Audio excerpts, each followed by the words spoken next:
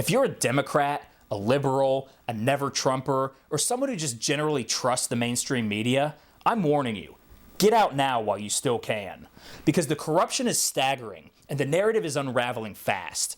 It is a crumbling house of lies, and if you're still inside when it all collapses, you will get crushed. Every time who I am, well, how dang, I'm a man, 6 shooters in both my hands.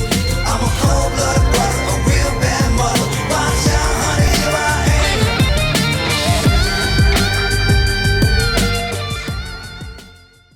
am. Welcome back to another episode of Revved Up. And boy, oh boy, are Democrats feeling a General sense of panic. That's right, for anyone paying attention beyond the woo-flu news, you might have heard that General Michael Flynn has been completely exonerated. And while the Democrats' Emerald City and Ivory Towers have long been protected by their trusty information dam known as the mainstream media, they know that as troves of Russiagate documents are unsealed and unleashed upon the American public, a tidal wave of the God's honest truth is gearing up to swallow them whole. In fact, I believe we have footage of the carnage and chaos happening in real time at the DNC headquarters.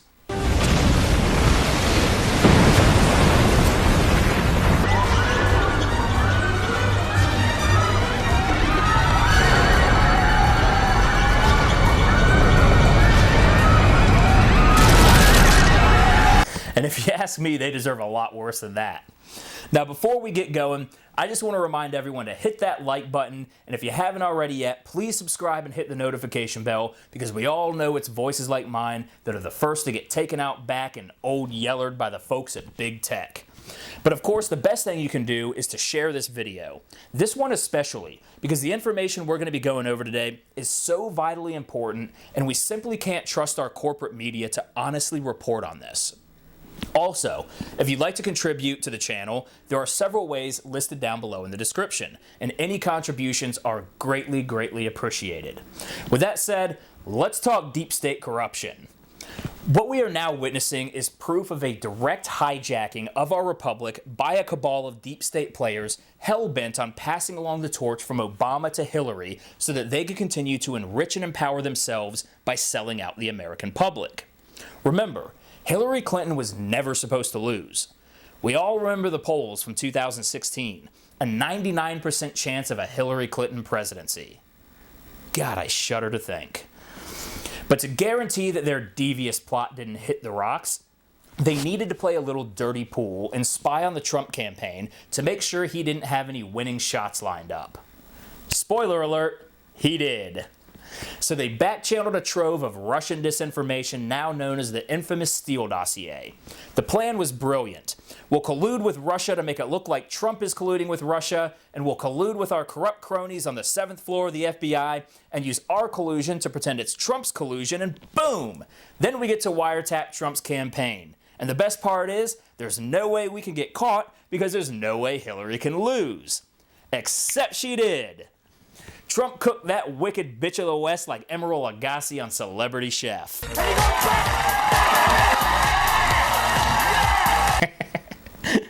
Alright, so what does any of this have to do with General Michael Flynn? Well, let's start with Flynn's history with Obama. Flynn once served as Obama's director of the Defense Intelligence Agency. But never the bootlicker, Flynn became vocally opposed to the increasingly political nature of Obama's CIA under John Brennan, a former member of the Communist Party, mind you.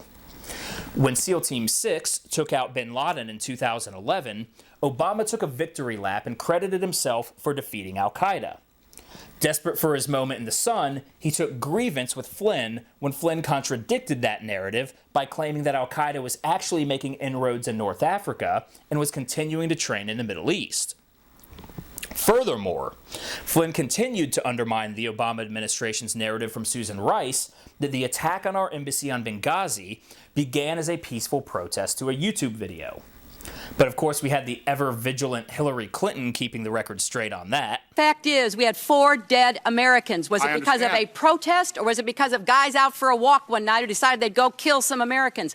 What difference at this point does it make? In the end, Flynn's unwillingness to play along with the agenda-driven Obama narrative wore thin, and by 2014, General Michael Flynn was out, and in acrimonious fashion. Fast forward to 2016, and Flynn is now latched onto the Trump campaign as Trump's prospective national security advisor. Now, this posed a direct threat to Obama because not only does Michael Flynn know where all the bodies are buried in the Obama-Brennan-Clapper intelligence swamp, they know that he will have direct access to proof of Democratic meddling with the Trump campaign. This would include the illegal wiretaps on the Trump campaign authorized using the unverified and totally cooked up Steele dossier. Flynn would have been able to see that authorization to spy on Carter Page was based on false doctored evidence, according to NBC News. The Justice Department has concluded that 2 of the 4 court orders allowing the FBI to conduct secret national security surveillance on former Trump campaign aide Carter Page were not valid because the government made material misstatements in obtaining them, according to newly declassified judicial order. Material misstatements is just Swampanese for total lies. Flynn also would have been able to uncover that the Paul Manafort black cash ledger was a fake cooked up by Hillary's Ukrainian contacts, according to Gateway Pundit by way of John Solomon. According to documents, the FBI used the black cash ledger as a reason to rehash a criminal case against Paul Manafort that was previously dropped in 2014. The FBI needed search warrants in 2017 to look through his bank records to prove Manafort worked for a Russian-backed political party in the Ukraine. The kicker? The FBI received several early warnings that the black cash ledger was likely a fake, yet they used it anyway. Mueller's office was also warned that the document was a fraud, according to John Solomon. Flynn also would have been able to unearth that the meeting between Trump campaign volunteer George Papadopoulos and Russian spy Joseph Mifsud was actually a setup by the FBI, according again to the Gateway Pundit. It was a deep state setup. Trump campaign volunteer George Papadopoulos introduced to Russian Mifsud by FBI in London. Now, recently released transcripts reveal that not only was Joseph Mifsud a deep state player, he is in fact a member of none other than the unimpeachable Clinton Foundation. According to the transcripts, Miss Mangianti, and he is also a member of the Clinton Foundation. Mr. Swalwell, yes, we're talking about Farticus himself. Who was? Miss Mangianti. Mifsud is a member of the Clinton Foundation. Mr. Swalwell. How did you know that? Miss Mangianti. He told me. Mr. Swalwell. What did he tell you about the foundation? He told it also in a public interview. He was always talking about him being important because it is the way, he is always playing like a big role, and I am a member of the Clinton Foundation. So not only did the FBI use this Maltese professor to pose as a Russian spy to entrap a low-level member of the Trump campaign, they used a direct member of the Clinton Foundation while Trump was running against Hillary Clinton herself. Now, if that ain't shadier than an oak tree on a sunny day, then I don't know what is. Of course, the ever-venerable James Comey would have you, and Congress, believe that they handle the FISA process with the utmost care and diligence. Well, I think, Director Comey, given the fact that you and I agree this is critical, vital, indispensable, a similar program is coming up for reauthorization this fall with a pretty strong headwind right now, it would be nice to know the universe of people who have the power to unmask a U.S. citizen's name, because that might provide something of a roadmap to investigate who might have actually disseminated a masked U.S. citizen's name. Sure, the number is relevant, but what I hope the American people will realize is the number is important, but the culture behind it is, in fact, more important. The training, the rigor, the discipline. We are obsessive about FISA and the FBI for reasons I hope make sense to this committee, but everything that's FISA has to be labeled in such a way to warn people, this is FISA. We treat this in a special way. So we can get you the number, but I want to assure you the culture of the FBI and the NSA around how we treat U.S. person information is obsessive, and I mean that in a good way. So with a Trump victory in the rearview mirror and all this information swinging in the breeze for Obama's disaffected former DIA director to discover as early as day one of the Trump administration, it's no wonder why Obama tried to advise Trump not to hire Michael Flynn as his national security advisor. And no surprise that Trump told Obama to pound sand. So with the Trump transition team gearing up to take over the White House, a gargling gaggle of dirty deep staters up to their gills in swamp water were in full panic mode. Remember, Hillary Clinton was never supposed to lose, and they had to do something to cover their own asses. They had to take out Michael Flynn. Grab your popcorn, ladies and gentlemen, because things are about to heat up. Now, it's important to follow the timeline to see how the case against Michael Flynn, which was codenamed Crossfire Razor, and the FBI misconduct all came together, and then fell apart. It began with a December 2016 phone call between Michael Flynn, then the incoming national security advisor for the Trump transition team, and Russian ambassador Sergei Kislyak. The call was wiretapped under dubious legal circumstances and leaked to the public to create a fog of Russian entanglement around Michael Flynn. Of course, this illegally unmasked Flynn, in defiance of FISA's standard minimization procedures, which are designed to protect the identity of U.S. citizens in contact with surveilled foreign assets like Kislyak. After a standard investigation of Flynn's contact with Kislyak was deemed that the phone call was both perfectly legal and totally appropriate, the FBI was all set to dismiss Crossfire Razor on January 4th, 2017, as you can see in this recently unsealed document. As you can see in the document, dated January 4th, 2017, the case ID identified Crossfire Razor, and the synopsis states, "To document closing of captioned case." But before the case was officially dismissed, disgraced former FBI agent Peter Strzok rushed in and ordered the case remain open, as we can see from this recently unsealed document. We can see where Peter Strzok instructs a redacted agent, "Hey, don't close Razor. Should I be concerned? Possibly. We'll know more in a bit." Now, we all remember Peter Strzok from the text messages with his married FBI paramour, Lisa Page, those skullduggerous little lovebirds, where she panicked about a potential Trump presidency, and he assured her that it wouldn't happen because he had an insurance policy. Well, he's going to need an insurance policy for his insurance policy. If Giovanni Gambino thinks Michael Cohen is going to get whacked in prison because inmates love Trump and hate rats, imagine what they're going to do to an anti-Trump rat with a federal badge. Hope you got that popcorn ready. But back to the timeline. So with Crossfire Razor revived by Peter Strzok, James Comey sent Strzok and another unnamed FBI agent in to interview Flynn without informing Flynn that he was the subject of an investigation. They even told him that he didn't need an attorney present. Comey even admitted that he sent the agents in under questionable pretenses, bragging about it in a public interview. You look at this White House now, and it's hard to imagine two FBI agents ending up in the same room. How did that happen? I sent them.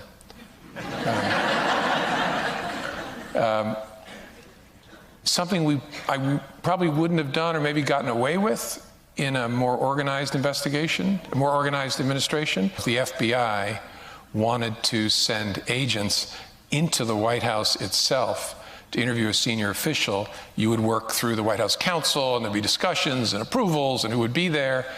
And I thought, it's early enough, let's just send a couple guys over. Of course, at that point, Comey was confident that their coup against Donald Trump would be a resounding success because, after all, he had the fawning media promulgating his lies with vigor and glee. Trump, Russian, possible collusion. Trump, Russian, metal collusion. Trump, Russia, possible collusion. Trump, Russian, potentially collusion. Trump, Russia, possible collusion. Trump, Russian, possible collusion. Trump, Russian, collusion. Trump, Russian collusion. Trump, Russia, possible collusion. Russia hacked our election. Here comes a big change. Because all of a sudden, Trump, Russian, possible collusion. Russian collusion. Trump, Russia, possible collusion. Trump, Russian, possible collusion. Trump, the Russians, collusion. Collusion with the Russians. Trump, Russia, possible collusion. Trump, Russia, possible collusion. Prove collusion. Prove collusion.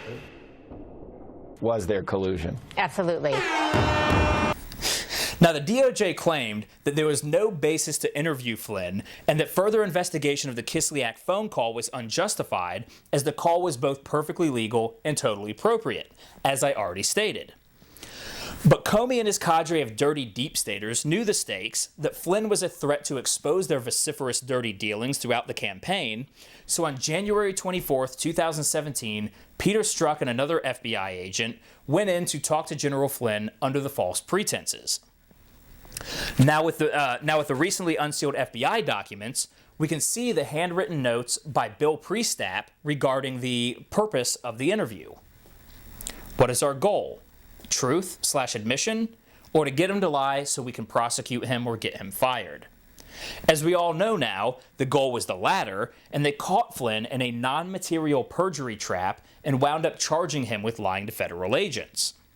So now, with their existential threat embroiled in his own legal battle and forced to resign, the cabal was ready for their coup. This was their chance to swing for the fences and take down Trump once and for all. The trap was set. They had Carter Page, George Papadopoulos, Paul Manafort, and now General Michael Flynn, all framed for colluding with Russia, and they would be braided together as the rope to hang around Trump's neck. It was Mueller time. The following 2 years would be a circus of Russian collusion, a media onslaught of hysteria, conspiracy theories, lies, and Rachel Maddow's descent into Russian madness. Putin, Russia hates Russia, Putin, Russia, Moscow, Russia, Russian, pro-Russian, the Russians, Russian, Moscow, Russia,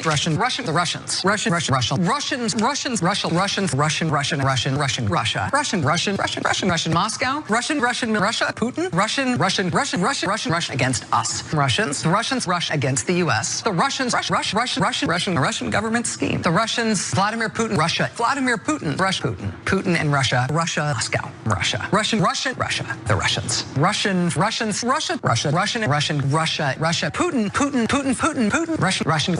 Russia, the Soviet Empire, the second of the 20th century's great evils. And that was just one episode. Now, we already know that the basis for the Mueller investigation was constructed on a con job, but there had to be some legitimate evidence to kick off a 2-year investigation into a duly elected president, right? Wrong! According to the Federalist, Rosenstein's scope memo for Mueller peddled Steele dossier, Logan Act conspiracy theories. A newly classified memorandum from Rod Rosenstein shows that the former Deputy Attorney General used bogus claims from discredited Clinton campaign operative Christopher Steele to justify Robert Mueller's investigation of the Trump campaign. Former Deputy Attorney General Rod Rosenstein's memo authorizing Robert Mueller's anti-Trump investigation was riddled with conspiracy theories lifted straight from the bogus dossier of Christopher Steele, a newly released, less redacted version of the memo shows. The memo, portions of which were declassified on April 30th, 2020, specifically targeted former Trump campaign affiliates Carter Page, Paul Manafort, Michael Flynn, George Papadopoulos, and one individual whose identity is redacted. For 2 years, we watched all the dirty deep staters on TV with their media cronies talking about all the evidence they had against Trump, that Mueller would find clear proof of collusion between Trump and the Kremlin. We all remember Adam Schiff, who practically had his own pup tent at CNN, promising that he had seen firsthand definitive proof of said collusion. Congressman Adam Schiff, for example. Schiff claimed he possessed actual evidence of Russian collusion. And he didn't just say that one time, he said it repeatedly. And there is significant evidence of collusion. There is ample evidence, and indeed there is, of collusion of people in the Trump campaign with the Russians. I think there's plenty of evidence of collusion or conspiracy. I look forward to the day Peter Strzok is pimping his ass out to all of his prison buddies. After 3 years of dishonest disco from lying Adam Schiff and the cabal of dirty deep staters, we land on April 18th, 2019. The Mueller report, also known as the most overcooked nothing burger in human history, was made publicly available, and on July 24th, 2019, an exhausted, disheveled, and utterly defeated Robert Mueller took to Congress to publicly reiterate that the entire process was an utter waste, and that the $40 million and 2 years of public conscience that it consumed had vanished like a fart in the wind with nothing to show for it. Now, you'd think that after all that, the case against Trump's cohorts would get dropped as fruit of the poisonous tree.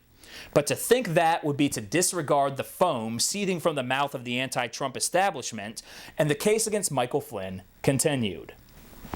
By January of this year, Flynn was set to be sentenced, but as more and more disconcerting information about the case bubbled to the surface, Flynn became eager to retract his guilty plea. So let's take a look at more of the dirty dealings behind the Flynn case.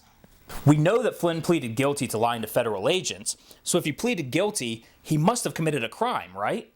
Well, not so fast. Innocent men plead guilty all the time for a multitude of legal reasons. In the case of Michael Flynn, it was multifaceted. For one, they threatened to go after his son, as we can hear President Trump discussing right here. About Lieutenant General Michael Flynn, he pleaded guilty twice and admitted before God that he had lied. How does that comport with your present position? Well, I'll just go, and these guys can give you a better answer than I could, most of them in this room, but I'll tell you what, number one, they played the son game. We're going to go after your son. And number one. And number two, the FBI guys, as I know it, and I found out, Devin, they didn't think he lied at all. They said he didn't lie. They didn't know what they were talking about. And Mueller's group, Mueller's gang, that didn't find that I did much, did they, after wasting 3 years? But Mueller's gang of culprits, they said he lied. But the FBI, in this case, said he didn't lie. What's the story on that, Devin? Now you'll notice, Trump said the FBI didn't think Flynn had even lied. The fact of the matter is, anything Flynn may have left out or miscommunicated with the FBI was utterly immaterial, as Alan Dershowitz wrote. More than a year ago, I wrote that it was clear General Michael Flynn should never have pleaded guilty because he did not commit a crime. Even if he lied to the FBI, his lie was not material. For a lie to be a crime under federal law, it must be material to the investigation, meaning that the lies pertain to the issues being legitimately investigated. The role of the FBI is to investigate past crimes, not to create new ones. Because the FBI investigators already knew the answer to the question they asked him, whether he had spoken to the Russian ambassador, their purpose was not to elicit new information relevant to their investigation, but rather to spring a perjury trap on him. When they asked Flynn the question, they had a recording of his conversation with the Russian, of which he was presumably unaware. So his answer was not material to the investigation because they had already had the information about which they were inquiring. From a legal and policy point of view, encouraging the FBI to misuse its legitimate authority to investigate past crimes solely to create future crimes is both immoral and illegal. That is why Congress added the word material to its statute. Because Flynn's answers were not material to what the FBI said it was investigating, a violation of a never-used law, the Logan Act, that prohibits private citizens from negotiating with foreign governments, they did not constitute a crime. So we can see that the entire thing was a perjury trap, which is an illegal tactic for the FBI to use. Dershowitz goes on to explain how exculpatory evidence was withheld from Flynn, which, if presented, would have assuredly factored into whether or not Flynn would have decided to plead guilty. Dershowitz continues, "When I originally argued that Flynn had committed no crime, I was unaware of the exculpatory documents that the government had illegally withheld from his lawyers and him. He might well have considered them in deciding whether or not to plead guilty. The suppressed material might have bolstered his defense had he decided to go to trial." Now this leads us to a conflict of interest between Michael Flynn and his original attorneys at the law firm Covington and Burling. According to Politico, the new legal team for former National Security Advisor Michael Flynn unleashed a withering assault Wednesday on Flynn's old lawyers, accusing them of a conflict of interest so severe that it merits allowing the ex-Trump aide to withdraw the guilty plea he entered more than 2 years ago. Flynn's current squad of attorneys contend that Flynn's original legal counsel with the prominent Washington law firm Covington and Burling was too enmeshed in the early stages of Flynn's legal troubles to give him detached advice about what to do once prosecutors from special counsel Robert Mueller's office began threatening to prosecute the retired Army Lieutenant General. The conflict of interest between Flynn and his attorneys at Covington and Burling were so egregious that a judge ordered them to partake in ethics training. It's important to note also that one of the partners at Covington and Burling is none other than Eric Holder, Obama's former attorney general and self-described Obama wingman. So with all of this new information coming to light, Flynn's new attorneys, led by the incredible Sidney Powell, moved to withdraw Flynn's guilty plea, and on May 7th, the DOJ dismissed the case entirely. With the case against Flynn unraveling and a trove of documents relating to both the Flynn case and the Russian collusion hoax at large being declassified and unsealed, we're now getting a clear look into how deep the corruption runs and how high up the ladder it goes. And this is where people need to really pay attention. If you're a Democrat, a liberal, a never-Trumper, or someone who just generally trusts the mainstream media, I'm warning you, get out now while you still can. Because the corruption is staggering, and the narrative is unraveling fast. It is a crumbling house of lies, and if you're still inside when it all collapses, you will get crushed. And you'll have no one to blame but yourself when you do. The information is out there, but the responsibility to look into it is yours and yours alone. So, with the case against Flynn dismissed and new information coming to light, top Democrats, and I'm talking Barack Obama, whose Secret Service code name was, Renegade, are shaking in their boots. Just listen to Obama discussing the Flynn case dismissal just the other day. The news over the last 24 hours, I think, has been somewhat downplayed about the Justice Department dropping charges against Michael Flynn. And the fact that there is no precedent that anybody can find for someone who's been charged with perjury just getting off scot-free. That's the kind of stuff where you begin to get worried that basic, not just institutional norms, but our basic understanding of rule of law is at risk. And when you start moving in those directions,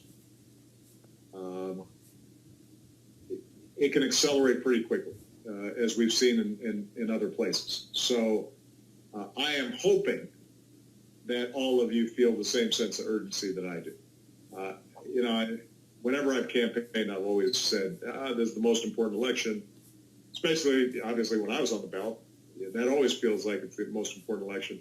This one, I'm not on the ballot, but I am pretty darn invested. We got to make this happen. Now, if that isn't the voice of a panicked man, I don't know what is. But before we get into Obama's commentary on being pretty darn invested in this election, let's refute the actual claims Obama makes about the Flynn case. For that, we turn to this Twitter thread from Jonathan Turley. President Obama is being quoted on Flynn saying, "There is no precedent that anybody can find for someone who has been charged with perjury just getting off scot-free. It is a curious statement. First and foremost, Flynn was not charged with perjury. Second, we know Obama discussed charging Flynn under the Logan Act, which has never been used successfully to convict anyone and is flagrantly unconstitutional. Third, this reaffirms that Obama was personally invested in the effort.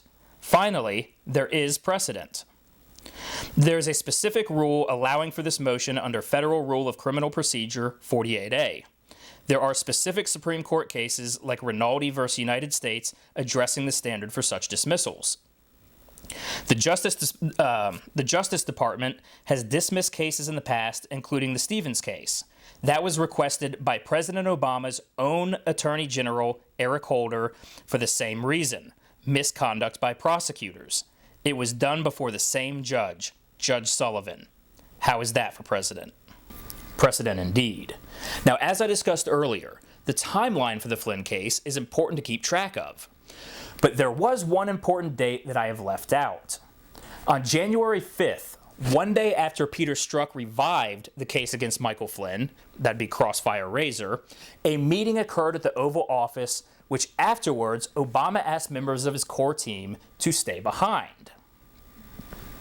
It was there that Obama revealed that he himself had intimate knowledge of the wiretapped call between Michael Flynn and Russian Ambassador Sergei Kislyak. According to Fox News,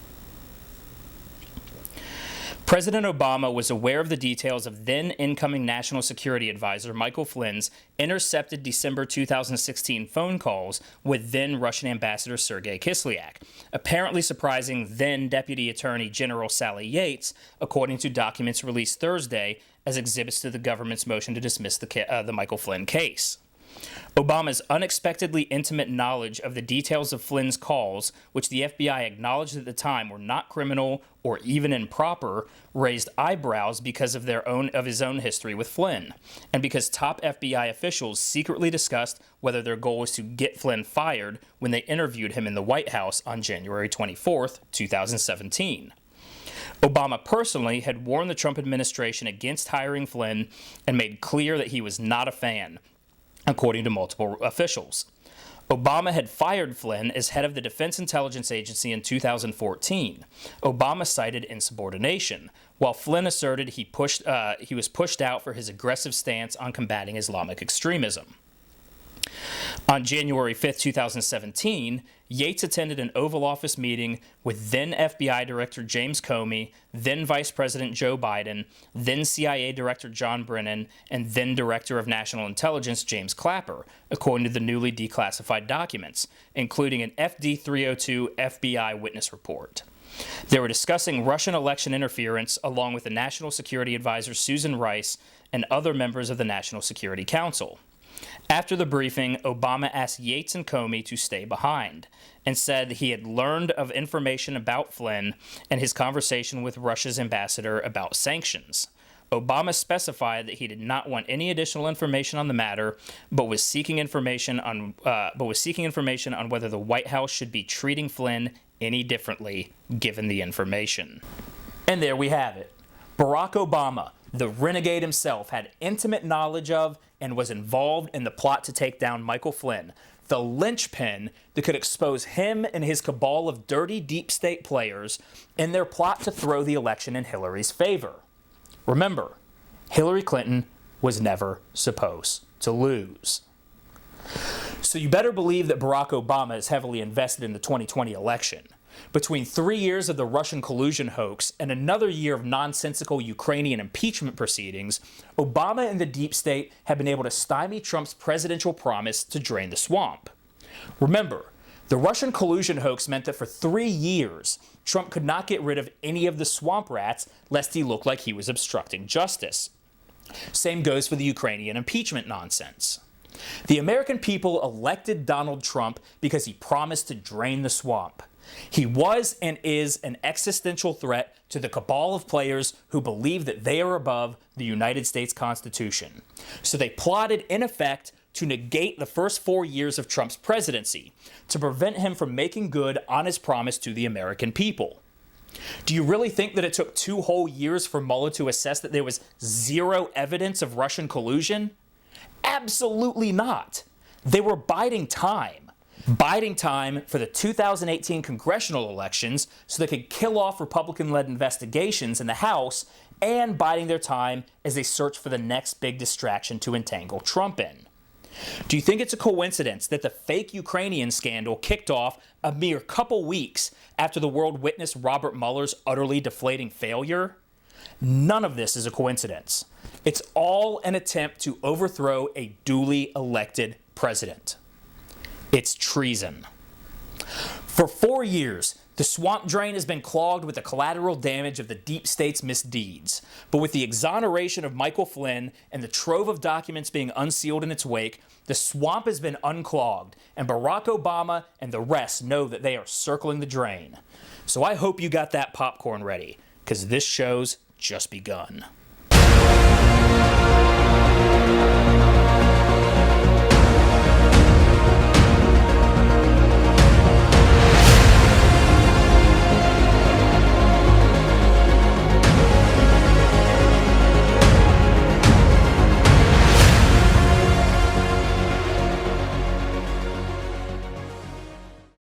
Thanks for watching. If you like this video, please remember to like, share, comment, subscribe. I'm going to try to put out 1 or 2 of these videos a week, but I do work a full-time job, so if you're interested in seeing more frequent content, please consider contributing to my Subscribestar, Patreon, or PayPal accounts listed below, and don't forget to follow me on Twitter, Facebook, and Instagram at Thorburn. And as always, rev your engines, ride hard, and fight like hell. Every time who I am, well, how damn, I'm a man.